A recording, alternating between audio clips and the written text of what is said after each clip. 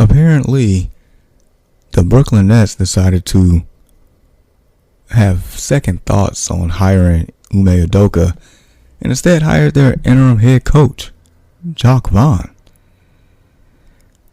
I guess apparently, all press isn't good press type deal. Yeah, so yeah, let's unpack this a little bit. So Nets are right now 3-1 since Jacque Vaughn has taken over the team, including when he was officially announced as head coach yesterday when they won. Kevin Durant actually had a triple-double. Team is playing a lot more, together and playing with, some type of sense of urgency. Defense a lot better, offense more fluent. But yeah, as we know, the Brooklyn Nets have been in a disarray, have made headlines more than other teams so far this season for a number of reasons. If it's not Steve Nash, it's Kyrie Irving. If it's not Kyrie Irving, it's Kevin Durant. It's just like everybody choosing their moments to, just to like, hi, it's my turn now. Let me, disrupt some orderness here. Let me, stir the pot of some shape or form, right? So with Jacque Vaughn being the head coach, it seems like it does give more of a relaxing, upbeat, positive narrative. I'm pretty sure with, the Kyrie situation and, trying to hire Ime Udoka with what he had going on, it just, I guess, from an optics standpoint, it's not a good look. Yeah, Ime Udoka in his first year took the Boston Celtics to the NBA Finals. Actually was up two games to one, was actually up winning game 4 with about 5 minutes left in the fourth quarter. And of course, Steph Curry happened, the rest is history. But even with all the positivity as far as the impact in the win and loss column, there's still a lot of unknowns to his suspension, indefinite suspension from the Boston Celtics. We really don't know any details like that.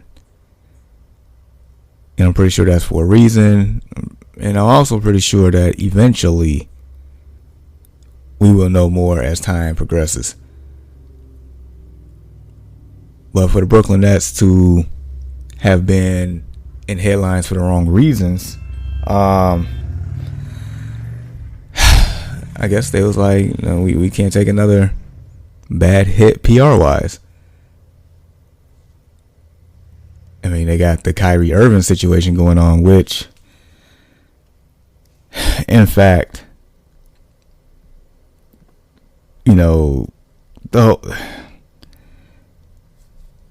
it's just ridiculous. So yeah, I get it. Like, Kyrie posted something that made Jewish people upset, and I get it. Completely get it. But I feel like the way that the Brooklyn Nets are going about it is a little overboard. Meaning they are enforcing their power and will over him and making him complete a list of things in order for him to possibly get back on the court. And I know I didn't definitely want to touch on it now. So yeah, I'm trying to find the list of 6 things that he needs to do. Oh, here we go. So for one, he needs to issue an apology for posting a link to the movie on October 27th, condemn the harmful and false content, and make clear that he does not have anti-Jewish beliefs. I mean, that one, I don't know if the content is true or not, but regardless, he has to, issue an apology for the people that he offended. Number 2, complete the anti-hate causes that Irving, the Nets, and the Anti-Defamation League agreed upon in their joint release on November 2nd, including a $500,000 donation towards causes and organizations that work to eradicate hate and intolerance in communities. As they making a donation to a charity. Okay. 3, complete sensitivity training created by the Nets. Okay. Number 4, complete anti-Semitic / anti-hate training designed by the Nets. Okay. 5, meet the representatives from the Anti-Defamation League as well as Jewish community leaders in Brooklyn. Number 6, after completing 1 through 5, meet with the owner, Josiah, and lead franchise officials and demonstrate the lessons learned, that the gravity of the harm caused in the situation is understood, provide assurances that this type of behavior would not be repeated.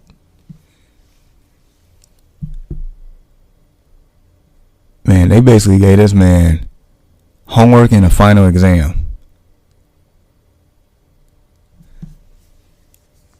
Yeah, I feel like I feel like it's overboard. I really feel like it's overboard. And I think it is because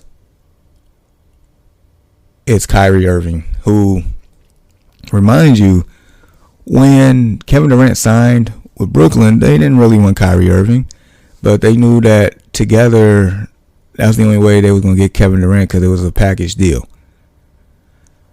So they put up with Kyrie Irving at the expense of acquiring Kevin Durant. So that's for starters. 2, Kyrie Irving. We go back to the vaccine mandate or whatnot. Everybody else on the Brooklyn Nets took the vaccine. He didn't. He stood up for what he believed in. Rightfully so. That's his beliefs. And with that, the perception is he cost the Brooklyn Nets, a chance at a championship that season, because he wasn't really there. Half man, half a season. And then they finally lifted the vaccine mandate, and Brooklyn is struggling and gets swept out the playoffs by the Boston Celtics. So it's like they count that as one of the years wasted. And not to mention, when they first came there, Kevin Durant didn't play the first year because he was still recovering from Achilles injury.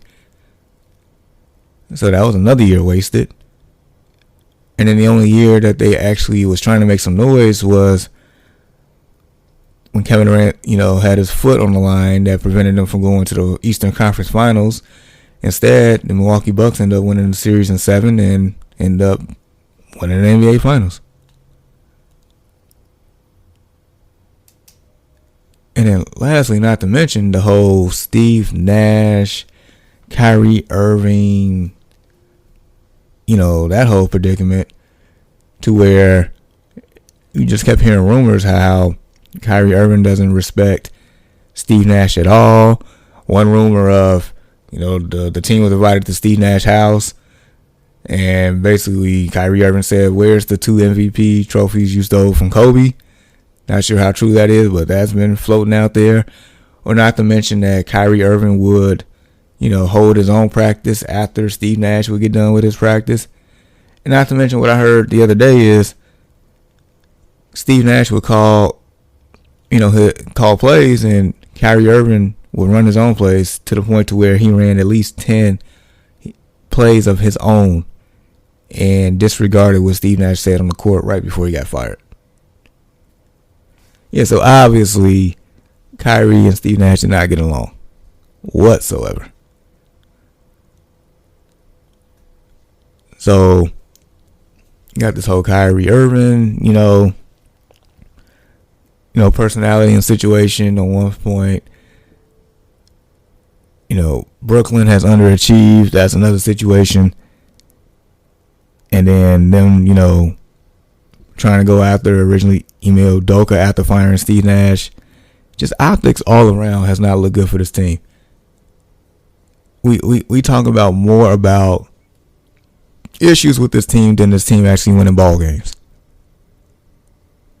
And this team was supposed to win a championship. Oh, and not to mention, they traded for James Harden.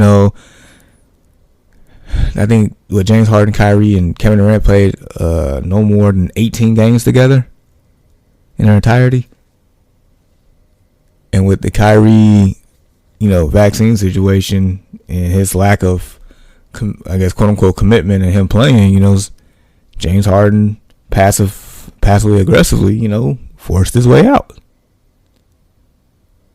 and acquired Ben Simmons. So this whole Ben Simmons, supposed to make the team better, seamless fit. I mean, maybe so, but we're not going to find out how this works because,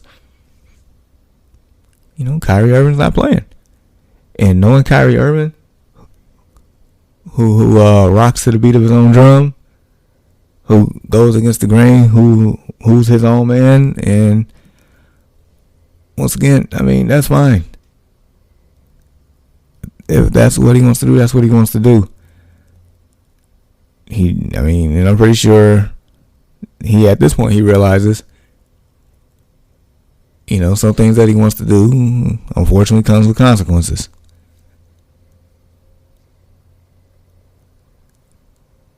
So, we could possibly look at another derailed season.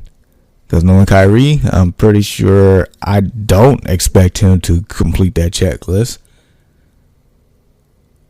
There's a belief amongst, fans that Kyrie Irving played his last game in Brooklyn. I think some people starting to believe Kyrie Irving played his last game in the NBA. And if that's the case, it's like this whole Kevin Durant to the Brooklyn experiment 4 years ago, or how many years ago it was a failure. Especially if they don't win. And without Kyrie Irving, it's hard to see them winning. Because Kyrie is a sensational basketball player on the court. He's a matchup nightmare. And when Kyrie gets going, you cannot stop him. You can't. So you have two unstoppable forces on the court. And a bunch of shooters, defenders now. The only thing they're really lacking is, I guess, size. But Nick Claxton has played extremely well to start the season. So, unfortunately, it might be a wrap. But that's the only, silver lining here, glimmer of hope is Jacque Vaughn. Let's see what he can do. The man played 12 years in the NBA. Drafted in 97. I remember watching Jacque Vaughn play. Mainly a backup point guard, but, he had high IQ. He was part of the 2007 Spurs championship team, so he has that. And he's been coaching around the NBA for, it seems like, a decade, so I feel like at this point, he's about as worthy of a candidate as anybody else. So let's see what kind of motivation he can do to continue to, change the narrative here, quiet the noise, all that good stuff. Because if this doesn't work, then it's like, might as well blow it up. Get rid of everybody. Boy, oh boy. Alright, so really quick, we do have a football game tonight. If I'm not mistaken, we have an NFC South showdown. Now, with these two teams and their records, normally this would be a toilet bowl type game. But with them being in the division that they're playing in right now, it has major playoff implications. So we have the Atlanta Falcons, we have the Carolina Panthers. The Falcons are tied for first place with the Tampa Bay Buccaneers at 4-5. Atrocious. Tampa hosts the tiebreaker because they beat them head-to-head. Panthers, yeah, they're 2-7, but they're only 2 games back. They still have a chance. They still have a chance. All right, so the game's in Carolina. Atlanta's favored by 2.5. Last time we saw the Carolina Panthers, they got dismantled. They got embarrassed. I hope they put, that beat down behind them. They ended up losing 42-21. The game wasn't even as close as that at one point. I think it was 35-0 at one point. So that's the last time we saw the Carolina Panthers. PJ Walker got benched, I think, in the third or fourth quarter, and they put in Baker Mayfield. So that's how bad it was going. As far as the Atlanta Falcons, look, they had a strong outing, but they ended up falling short to a game-winning field goal against the Chargers. That was a game the Falcons should have won. They gave it away. So with this one here, Atlanta has played like a better team this year. They played with some urgency. Carolina, this is going to be tough for Carolina to win, even though they're at home. But it's just the lack of talent across the board. The fact that the Atlanta Falcons got Cordero Patterson last week, that was a big boost to them. I mean, he found the end zone twice, if I'm not mistaken. So yeah, I expect the Falcons to win. Even though the Falcons doesn't have their star corner, AJ Terrell. I just think the Falcons have been playing a lot more consistent. I mean, if you asked me before the season that the Falcons would be tied for first place after 9 games, I would instantly thought you were lying. But hey, I mean, things happen. So Falcons average 24 points a game. The Panthers 20. The Falcons allow 25 points a game. Same for the Panthers. Falcons average 336 yards of offense. Panthers 305. Apparently the Falcons defense is worse. They allow 417 yards against them. Panthers 379. Carolina has 1 win in the last 5 games. And that was a surprising 21-3 beatdown against the Bucks. So yeah, and the only chance that the Panthers really have today is that Panthers defense show up, get after Mariota. If they can do that, then they have a chance. I know PJ Walker played his worst game of the season last week. It's one of those you got to have amnesia. Like, keep it moving. That was 4 days ago. This is a new week. Make the most out of it. I know the Panthers still trying to figure out, who's staying and who's going at the end of this year. This is basically tryouts. After the fire sale, after the firing of Matt Rule, like, basically everybody on the team, except for maybe J.C. Horn, is playing. Basically, you're trying out who's going to be a part of this franchise, who's going to move on. And some of the people that moves on might not ever play in the NFL again, so you got to come correct.